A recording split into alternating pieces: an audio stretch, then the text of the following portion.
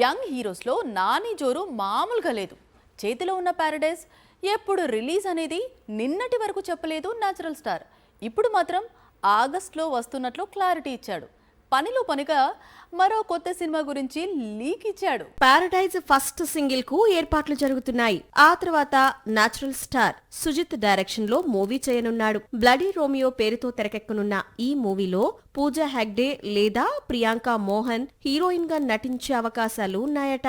నానితో movie చేసేందుకు చాలా మంది దర్శకులు ఆసక్తిగా ఉన్నారు. ఇందులో సర్ లక్కీ భాస్కర్ సినిమాలు తీసిన వెంకీ అట్లూరి కూడా ఉన్నాడని ఇండస్ట్రీ వర్గాలు చెబుతున్నాయి. గతంలో సూర్య కోసం వెంకీ అట్లూరి 2 కథలు రెడీ చేశాడు.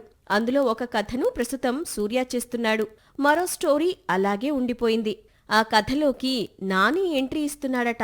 త్వరలోనే వెంకీ నాని కాంబినేషన్లో మూవీ అనౌన్స్మెంట్ రానుందని సమాచారం. సాక్షి టీవీ ప్రసారాలను నిలిపివేయడం చట్టరీత్యా నేరం.